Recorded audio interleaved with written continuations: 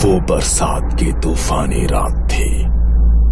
पूरी रात बादल ऐसे गरजे थे कि लगता था जैसे आज नदी पूरे गांव को लील लेगी। उसी बारिश के और तूफान के बीच अचानक भुवन के दरवाजे पर कोई गाड़ी रुकी और फिर दरवाजे पर जोरदार दस्तक होने लगती है। भुवन सकपकाकर दरवाजा खोलता है तो सामने एक शहरी बाबू को खड़े पाता है। भुवन आप ही हैं?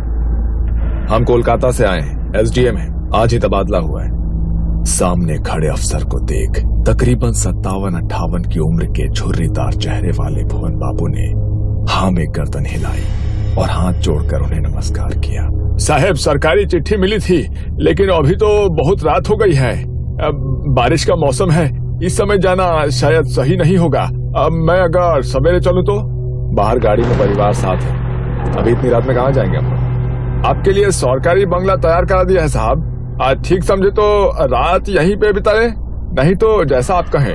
भुवन की बात सुनकर सामने खड़े अफसर के चेहरे पर असहमति के भाव दिखाई देने लगे। ठीक है, मैं आपको बंगला दिखा देता हूँ। इतना कहकर भुवन ने अपना पुराना ऐनक आंखों पर चढ़ाया और छाता लेकर घर से बाहर निकल आए। गाड़ी में बैठो, बाहर बहुत तेज बरसात है। साहब, नदी के रास्ते से जाना होगा। आप ड्राइवर से कहें कि नदी के सहारे आगे बढ़े, दाएं हाथ पर ही बंगला है। मैं गांव के कच्चे रास्ते से आता हूँ, इधर से गाड़ी नहीं पहुँच पाएगी। भुवन की बात सुनकर अफसर ने हैरानी भरी नजरों से उसे देखा और ड्राइवर को गाड़ी आगे बढ़ाने के लिए कह दिया। अजीब आदमी है, इतनी बारिश में पैदल जाने को तैयार है लेकिन गाड़ी में नहीं बैठा। वो बात नहीं है साहब, आप समझते नहीं है। गांव के लोग दिन ढले नदी पोखर नहीं टापते हैं, इसलिए वो रात में आने को मना कर रहे थे। गांव की कहानियां तो जानते होंगे ना आप। खैर छोड़ो, तुम जल्दी गाड़ी चलाओ, थकान से मेरी हालत खराब है। वो देखो भुवन काका। सुगंधा की बात सुनकर सभी चौंक कर नदी के किनारे देखने लगते हैं। सचमुच ऐसा लगता था कि भुवन नदी के किनारे किनारे चल रहा। ये लो, भुवन तो इधर से ही आ रहा है और तुम बोला कि ये लोग नदी पार नहीं करता। अगर इसी रास्ते से आना था तो हमारे साथ क्यों नहीं आया? लेकिन ये पैदल इतना जल्दी इधर कैसे आई? तपन ने फिर से गाड़ी से बाहर की ओर झांका, लेकिन इस बार बारिश की तेज रफ्तार और गाड़ी की स्पीड के कारण उसे स्पष्ट कुछ नजर नहीं आया। कुछ ही देर में वो लोग एक सरकारी बंगले के सामने खड़े हुए थे।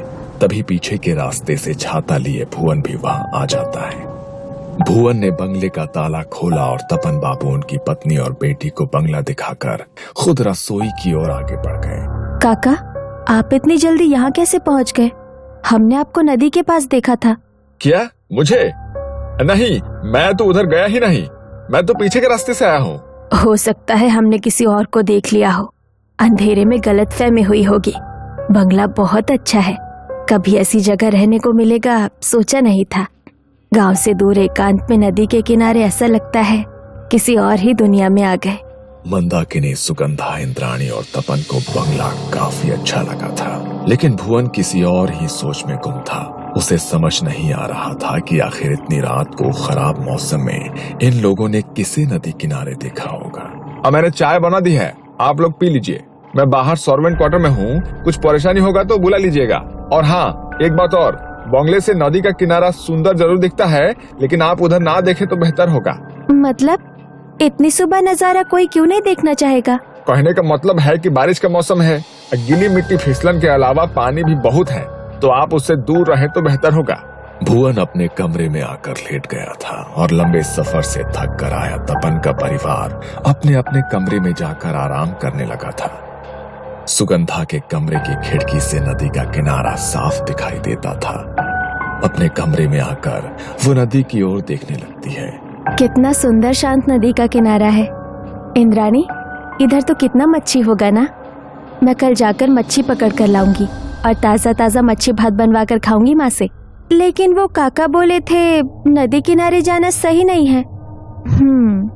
तपन बाबू पत्नी के साथ कमरे में सोने चले गए थे और इधर दोनों बहनें अपने अपने कमरे में आराम करने के लिए आ गई थी। छोटी इंद्राणी तो बिस्तर पर लेटते ही सो गई थी, लेकिन सुगंधा न जाने क्यों देर रात तक अपने कमरे की खिड़की से बाहर नदी के पानी में गिर रही रिमझिम बूंदों को देखती रही। अगली सुबह सुबह नदी की तरफ कोई गया था क्या? हमारी हवेली के दरवाजे से नदी की तरफ मिट्टी पर पैरों के निशान बने हैं। सुगंधा, इंद्राणी, तुम लोग रात में उधर गई थी क्या? अब परिवार के सभी लोग तो घर में ही हैं। अब फिर इतनी सवेरे नदी पर कौन जाएगा? बच्चे तो अभी सोकर ही उठे हैं। अब कैसी बात करती हो? भुवन बाहर जाकर उन कदमों के निशानों को देखता है जो वाकई नदी के किनारे से हवेली के दरवाजे तक दिखाई दे रहे थे। ये किसी इंसान के नदी की ओर जाने के नहीं, बल्कि नदी से हवेली तक जाने का निशान है। क्या? ये कैसे हो सकता है? ये निशान तो... मैं जानता हूँ कि आप क्या कहना चाह रही हैं, लेकिन जिसके पाँव उल्टे हो उसके कदमों के निशान ऐसे ही न बनेंगे। भुवन के शब्द सुनने के बाद घर में सन्नाटा पसर गया था। सुगंधा और इंद्राणी काका की बात सुनकर घबरा गई थी। ये किस तरह की बात कर रहे हैं आप? अरे बच्चियां है, घबरा जाएंगे ना। बेकार की बातें छोड़िए और बाजार से कुछ खाने का सामान ला कर दीजिए, बच्चों को भूख लगी होगी। मंदाकिनी की बात सुनकर भुवन काका चुपचाप बाजार की ओर निकल जाते हैं। अगले 1-2 दिन ऐसे ही बीत गए थे। दोनों बहनों ने माँ के साथ मिलकर घर लगभग सेट कर लिया था। सुगंधा, इधर सुन तो जरा, जा बाजार से मछली लेकर आ। आज मच्छी भात बनाएंगे और कहीं रुक मत जाना, अंधेरा होने से पहले लौट कर आना है। ठीक है माँ, मैं जाती हूँ। 16 साल की सुगंधा घर से निकली तो उसे नदी के किनारे एक लड़की दिखाई दी जो हाथ के इशारे से उसे बुला रही थी। तुम भी यही रहती हो क्या? सुगंधा की बात सुनकर दूसरी लड़की ने रहस्यमयी सी मुस्कान के साथ उसे ऊपर से नीचे तक देखा और हाँ में गर्दन हिलाती। बड़ी बड़ी काजल से सजी आंखें, मोटी चोटी, मनमोहक सा खूबसूरत चेहरा जिस पर से सुगंधा की नजर नहीं हट रही थी। कल मिलोगी, साथ में खेलेंगे। अभी मुझे बाजार जाना है मच्छी लेने, नहीं तो माँ नाराज होगी। की मच्छी? हमें माछ खेते चाहिए, मुझे मच्छी दोगी? अचानक ही सुगंधा के कानों में इंद्राणी की आवाज टकराती है। सुगंधा, ए सुगंधा, उधर क्या कर रही है? जल्दी यहाँ आ, मैं इस लड़की से बात कर रही थी। तुम्हारा नाम की? सुगंधा ने जैसे ही उस लड़की की ओर गर्दन घुमाई तो देखा कि अभी वहां कोई भी नहीं था। सुगंधा को कुछ समझ नहीं आ रहा था कि अचानक वो सुंदर सी लड़की कहाँ चली गई। हैरान होकर वो इंद्राणी के पास आती है। उधर अकेले क्या कर रही थी? माँ ने तुझे बाजार जाने को बोला ना? हाँ, लेकिन मैंने अभी एक लड़की को देखा, वो मुझसे बातें कर रही थी, फिर अचानक पता नहीं कहाँ गायब हो गई। बहुत सुंदर थी, कह रही थी यही रहती है। बातें मत बना, कोई नहीं था वहाँ, अकेले में पता नहीं क्या बड़बड़ा रही थी उधर। अच्छा सुन, माँ ने बोला है आते हुए कुछ मीठा भी लेते आना, और हाँ थोड़ा जल्दी जाओ। सुगंधा जल्दी जल्दी बाजार के लिए निकल गई थी, लेकिन बार बार उसके मन में उसी लड़की का ख्याल आ रहा था। बाजार से मच्छी और रसगुल्ला लेकर लौटने में उसे अंधेरा हो गया था। जैसे ही वो नदी के नजदीक पहुंचती है, उसे नदी के पानी में तेज हलचल महसूस होने लगती है। सुगंधा चौंक कर इधर उधर देखती है, आसपास कोई नजर नहीं आता। अचानक उसे तेज सड़न जैसी महक महसूस होती है, जैसे सड़ी हुई मछली किसी ने उसके सामने रख दी हो। सुगंधा ने अपनी चाल तेज कर दी थी, तभी उसे अपने साथ साथ किसी परछाई के चलने का एहसास होता है। सुगंधा चौंक कर पीछे मुड़ती है, लेकिन वहां कोई नजर नहीं आ रहा था। अचानक ही पेड़ से एक डाली टूटकर उसके सामने आकर गिर पड़ती है। तभी सुगंधा के कानों में एक आवाज गूंजती है, आमा के माछ दो। वो आवाज सुनकर सुगंधा के रोंगटे खड़े हो गए थे। उसने हाथ में पकड़ा सामान और तेज जकड़ा और अपनी चाल और भी तेज कर दी। कुछ पलों के बाद गुस्से से भरी हुई आवाज फिर से उसके कानों में सुनाई दी, तुम्हें आमा के माछ देबे ना?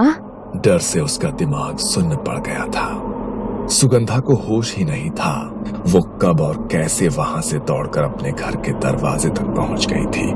दरवाजे को जोर जोर से पीटने पर जैसे ही इंद्राणी ने दरवाजा खोला, वो वहीं गिर पड़ी।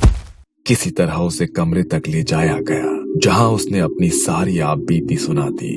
ये सब उस भुवन की वजह से हो रहा है, उसने ही डर बैठा दिया है दिमाग में। तुम आराम करो, अब से बाजार मैं जाऊंगी। बेटी की हालत ऐसी देखकर मंदाकिनी काफी परेशान हो गई थी।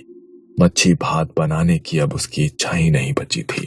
देर रात गए मंदाकिनी को रसोई से कुछ आहट सुनाई देने लगी। जब वो रसोई की ओर गई तो वहां का नजारा देख उसके पैरों तले जमीन खिसक गई। सुगंधा के हाथों में कच्ची मछली थी जिसे वो आधा कच्चा ही खा चुकी थी। उसके कपड़ों और मुंह पर खून लगा था और वो इस समय किसी राक्षस जैसी डरावनी नजर आ रही थी। सुगंधा, ये क्या कर रही हो तुम? क्या हुआ है तुझे? भूख लगी थी, इसने मुझे मच्छी खिलाई। अब मैं इसके साथ रहूंगी।